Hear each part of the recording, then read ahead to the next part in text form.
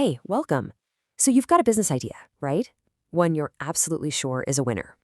Well, today we're going to unlock the one skill that can actually turn that idea into a real money-making success. We are talking about the secret weapon, consumer research. All right, so picture this. You've perfected your Zobo recipe. It's got just the right amount of ginger, the perfect pineapple sweetness. You're thinking every single student on campus is going to be lining up for this stuff. But are you really sure? How do you know? Here's a tough pill to swallow. Most new products, most new businesses, they actually fail. And you want to know the number one reason why? It's simple. Guesswork. People assume they know what customers want. And that's just a huge gamble. But what if you could swap that guesswork for actual knowledge?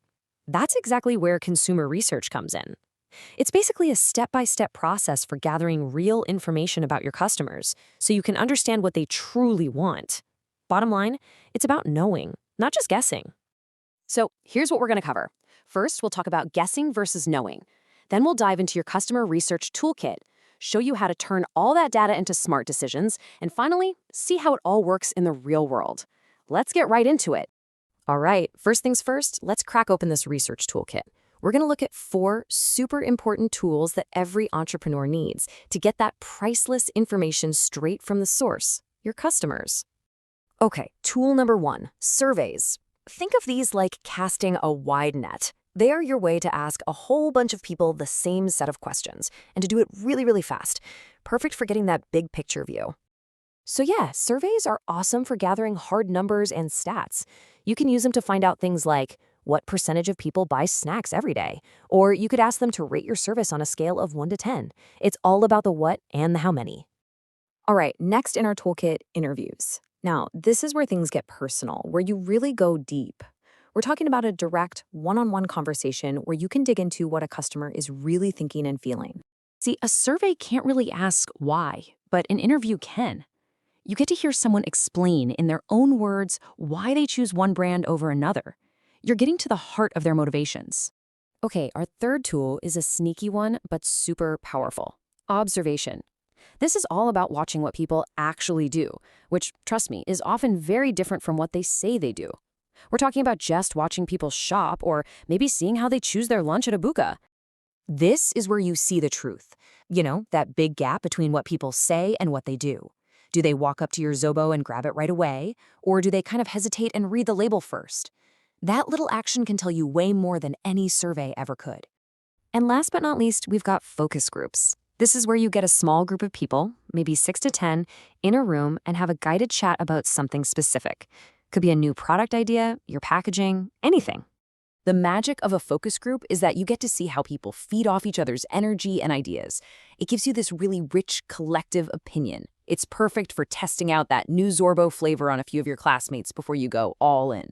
All right, so let's put it all together real quick. Use surveys to get the numbers. Use interviews to understand the why.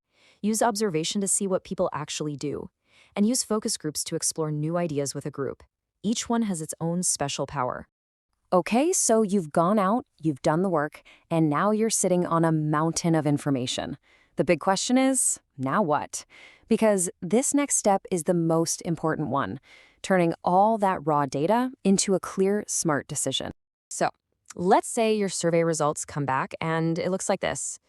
Look at that. A massive 70% of people are saying your new drink is too sweet. Okay, that's a really clear signal, right? We know what the problem is. But here's where it gets interesting. You add a voice from your focus group, and suddenly the why behind those numbers becomes crystal clear. It's not just about being too sweet. It's because people are trying to be healthier. They want something that tastes more natural. You see what happened there? You take the what from your survey, it's too sweet, and you mix it with the why from your focus group.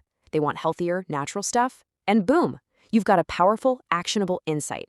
Now you know exactly what to do next. Okay, let's make this super real. How does this actually work out in the wild? Let's look at a quick example of a company putting this all into action. So check this out. It's a classic story. A company launches a new drink, but nobody's buying it. Sales are terrible. So what's the problem? They stop guessing, they start researching. The insight they uncover, customers think the drink is too sweet and artificial. So what do? They take action. They change the recipe, less sugar, more natural fruit. And the result? The new version flies off the shelves. That's research leading directly to success. So at the end of the day, you've got to remember this. Research isn't some boring thing you do for a class project. It is the actual practical roadmap that takes you from just an idea in your head to a real product that people will genuinely love and, more importantly, actually spend their money on. So I'm going to leave you with this one question to really think about. Forget about what you think is cool for a second. What is the one single most important question you need to ask your future customers right now that could unlock the secret to turning your brilliant idea into a massive success? Think about it.